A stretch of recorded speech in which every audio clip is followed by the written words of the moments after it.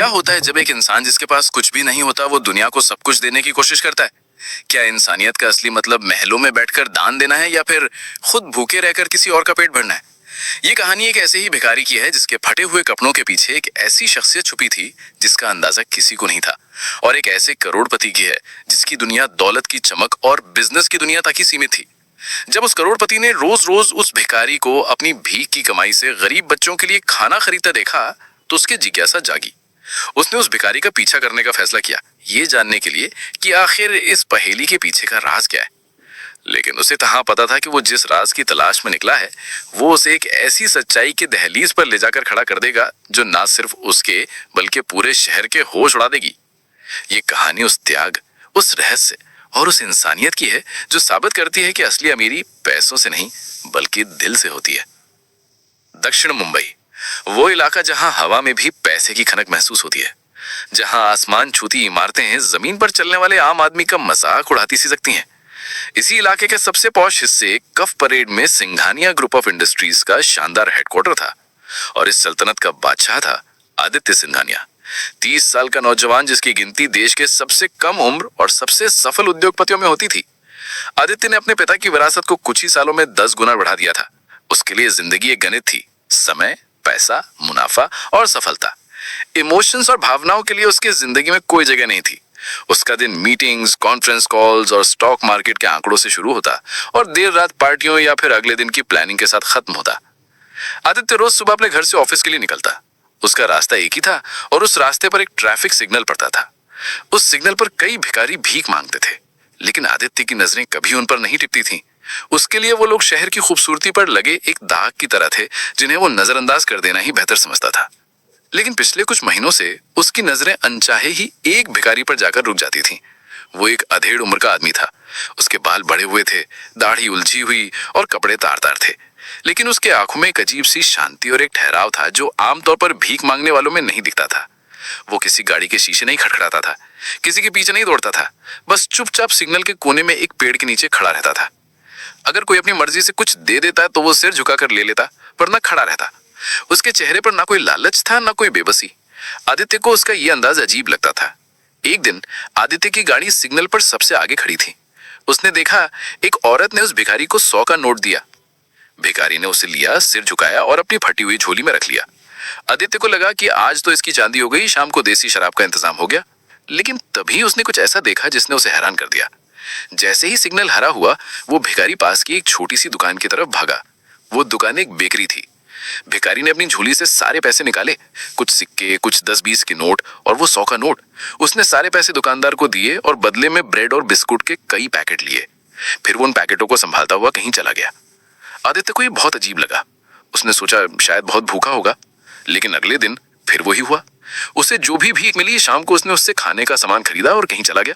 ये सिलसिला रोज चलने लगा। आदित्य की जिज्ञासा बढ़ने लगी। वो सोचने पर मजबूर हो गया कि आखिर ये आदमी इतना सारा खाना अकेले तो नहीं खाता होगा, तो फिर ये जाता कहाँ है, ये करता क्या है। एक शाम आदित्य अपनी मीटिंग जल्दी खत्म करके घर लौट रहा था। उसने ड्राइवर को गाड़ी धीरे चलाने को कहा। उसकी नजरें उसी भिखारी को ढूंढ रही थीं। वो वहीं था, पेड़ के नीचे। आज भी उसके हाथ में ब्रेड और बिस्कुट के पैकेट थे। आदित्य ने अचानक एक फैसला किया। उसने ड्राइवर से कहा, तुम घर जाओ, मैं थोड़ी देर में आता हूँ।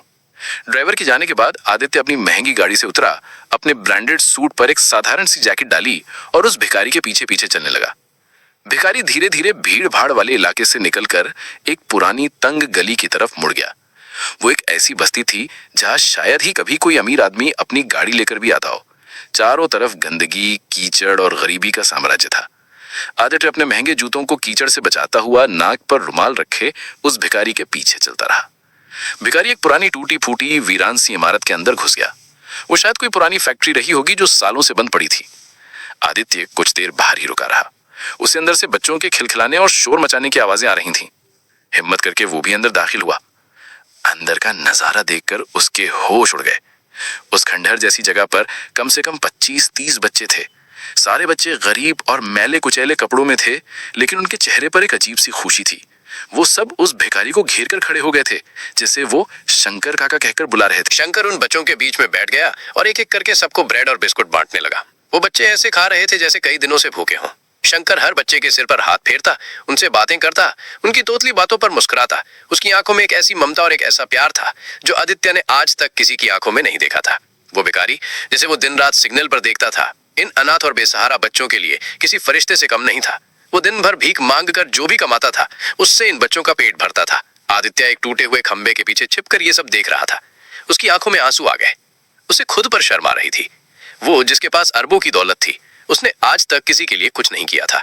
और ये आदमी जिसके पास तन ढकने के लिए कपड़े नहीं थे, वो इतने सारे बच्चों की जिम्मेदारी उठाए हुए था। आदित्य को आज पहली बार अपनी दौलत बहुत छोटी और ये भिखारी बहुत अमीर लग रहा था। जब सारे बच्चे खाकर चले गए तो शंकर ने उस जगह को साफ किया और एक कोने में जाकर एक फटे हुए बोरे पर लेट गया। आदित्य हिम्मत करके उसके पास गया। शंकर है ना? शंकर ने आंखें खोली और उसे देखा। उसने आदित्य को पहचानने की कोशिश की लेकिन पहचान नहीं पाया। जी आप कौन? आदित्य ने अपनी जैकेट उतारी।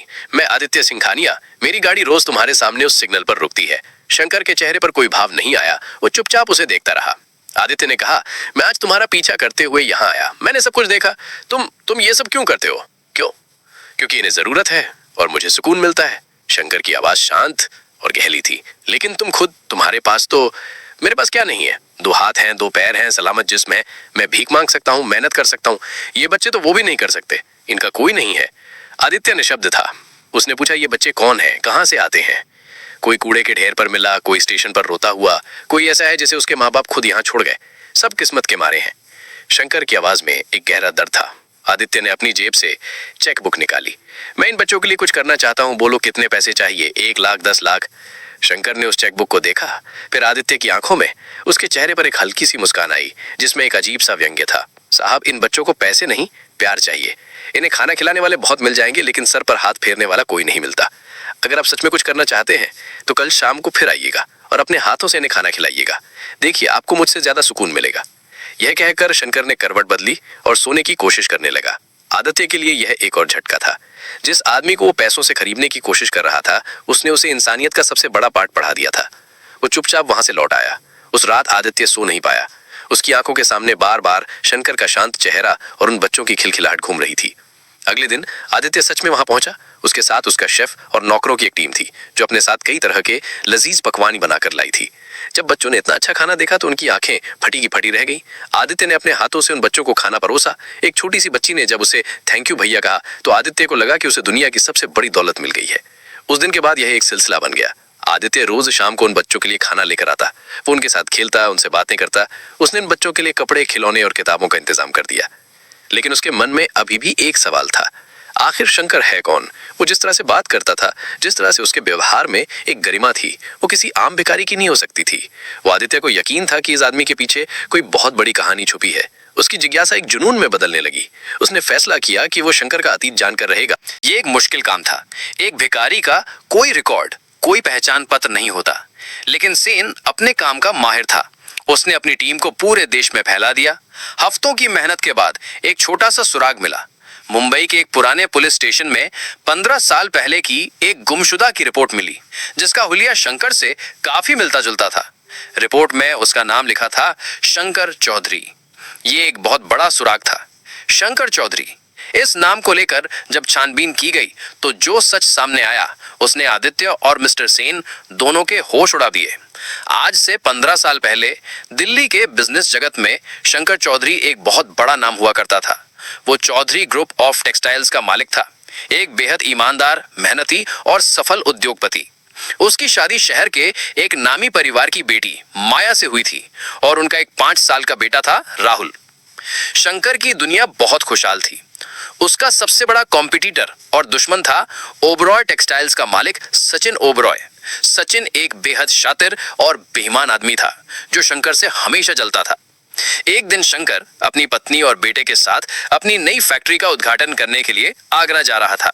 यमुना एक्सप्रेसवे पे एक तेज रफ्तार ट्रक ने गलत साइड से आकर उनकी गाड़ी को जोरदार टक्कर मार दी। टक्कर इतनी भयानक थी कि गाड़ी के परखचे उड़ गए। इस हादसे में माया और राहुल की मौके पर ही मौत हो गई। शंकर बुरी तरह घायल हुआ। उसे मरा हुआ समझकर छोड़ दिया गया। यह कोई हादसा नहीं था, बल्कि एक सोची समझी साजिश थी जिसे सचिन ओबेरॉय ने रचा था। उसने शंकर को रास्ते से हटाने के लिए यह सब किया था। शंकर के मरने के बाद सचिन ने जाली कागजात और झूठे गवाहों के दम पे शंकर की सारी कंपनी और प्रॉपर्टी पे कब्जा कर लिया। लेकिन शंकर मरा नहीं था। उसे कुछ गांव वालों ने अस्पताल पहुंचाया। वो बच तो गया, लेकिन उसके सिर पर लगी गहरी चोट की वजह से वो अपनी याददाश्त पूरी तरह खो चुका था। उसे अपना नाम तक याद नहीं था। वो कौन है, कहां से आया, कुछ नहीं। अस्पताल से छुट्टी मिलने के बाद वो पागलों की तरह सड़कों पे भटकता रहा। वो कई सालों तक अलग अलग शहरों में घूमता रहा, मंदिरों और दरगाहों पे सोता रहा, जो मिल जाता खा लेता। धीरे धीरे उसकी हालत भिखारियों जैसी हो गई और आखिर में किस्मत उसे मुंबई ले आई, जहां वो पिछले कुछ सालों से उस ट्रैफिक सिग्नल पर भीख मांग रहा था। शायद अपने मरे हुए बेटे राहुल की याद ही उसे अनजाने में उन अनाथ बच्चों की तरफ खींच लाई थी। वो उन बच्चों में अपने राहुल को देखता था। जब आदित्य ने ये पूरी कहानी पढ़ी तो उसके पैरों तले की जमीन खिसक गई।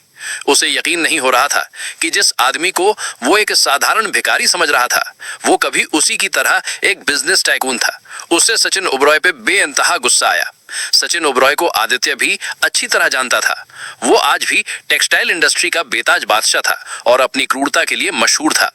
आदित्य ने फैसला किया कि वो शंकर को उसका हक वापस दिलाएगा और सचिन ओबरॉय को उसके किए की सजा। लेकिन ये आसान नहीं था। 15 साल गुजर चुके थे, सारे सबूत मिटा दिए गए थे और सबसे बड़ी चुनौती थी शंकर की याददाश्त वापस लाना। आदित्य ने देश के सबसे बड़े न्यूरोलॉजिस्ट डॉक्टर चौहान से संपर्क किया। डॉक्टर चौहान ने बताया कि शंकर को रेट्रोग्रेड एमनीजिया है। उसकी याददाश्त वापस आ सकती है, लेकिन इसके लिए उसे उसके अतीत से जुड़ी चीजों, जगहों और लोगों के संपर्क में लाना होगा।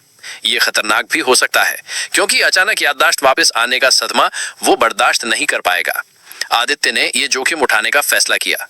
उसने सबसे पहले शंकर को उस खंडहर से निकालकर अपने फार्म हाउस पर शिफ्ट किया। उसने शंकर को बताया कि वो उसके लिए एक घर बना रहा है, जहां वो और सारे बच्चे एक साथ रह सकेंगे। शंकर को उस पर पूरा भरोसा था, इसलिए वो मान गया। आदित्य ने शंकर के इलाज के लिए डॉक्टरों की एक टीम लगा दी। साथ ही वो और मिस्टर सेन सचिन ओबरॉय के खिलाफ सबूत इकट्ठा करने में जुट गए। ये एक जंग थी जो 2 मोर्चों पे लड़ी जा रही थी। एक दिन आदित्य शंकर को दिल्ली लेकर गया। वो उसे उसके पुराने घर के सामने ले गया, जो अब सचिन ओबराय का था। उस घर को देखकर शंकर बेचैन हो गया। उसके सिर में तेज दर्द होने लगा और उसे कुछ धुंधली तस्वीरें दिखने लगीं। एक औरत का हंसता चेहरा, एक बच्चे की खिलखिलाहट। वो चिल्लाने लगा, माया, राहुल। आदित्य ने उसे संभाला। याददाश्त वापस आने की ये पहली दर्दनाक शुरुआत थी। धीरे धीरे आदित्य उसे उसके पुराने ऑफिस, उसकी पसंदीदा जगहों पे ले जाने लगा। हर जगह जाकर शंकर की हालत खराब हो जाती, लेकिन उसकी याददाश्त के कुछ टुकड़े जुड़ने लगते। इस बीच मिस्टर सेन ने भी एक बड़ी कामयाबी हासिल कर ली थी। उसने उस ट्रक ड्राइवर को ढूंढ निकाला था जिसने 15 साल पहले शंकर की गाड़ी को टक्कर मारी थी। वो ड्राइवर अब बूढ़ा और बीमार था और अपनी जिंदगी के आखिरी दिनों में था। जब सैन ने उसे पुलिस का डर दिखाया और पैसों का लालच दिया, तो वो अपना गुनाह कबूल करने के लिए तैयार हो गया। उसने बताया कि उसे सचिन ओबेरॉय ने ही ये काम करने के लिए पैसे दिए थे। अब आदित्य के पास सबसे बड़ा सबूत था। उसने एक बड़ा प्लान बनाया। उसने business tycoon of the year award function में, जो दिल्ली के सबसे बड़े होटल में हो रहा था, सचिन ओबेरॉय को मुख्य अतिथि के रूप में बुलवाया और उसी फंक्शन में उसने शंकर को भी ले जाने का फैसला किया। अवार्ड फंक्शन की रात पूरा हॉल देश के बड़े बड़े उद्योगपतियों, मंत्रियों और मीडिया से खचाखच भरा हुआ था। सचिन ओबेरॉय स्टेज पर खड़ा अपनी सफलता पर एक लंबा चौड़ा भाषण दे रहा था। तभी हॉल के दरवाजे खुले। आदित्य शंकर को व्हीलचेयर पर लेकर अंदर दाखिल हुआ। शंकर आज साफ सुथरे कपड़ों में था। उसकी दाढ़ी बनी हुई थी, लेकिन चेहरे पर एक गहरी पीड़ा और उलझन थी। जैसे ही सचिन ओबेरॉय की नजर शंकर पर पड़ी, उसके चेहरे का रंग उड़ गया। उसे लगा जैसे उसने कोई भूत देख लिया हो। उसके हाथ से माइक छूटकर नीचे गिर गया। वो कांपती हुई आवाज में बोला, शंकर, तुम तो मर चुके थे। पूरे हॉल में सन्नाटा छा गया।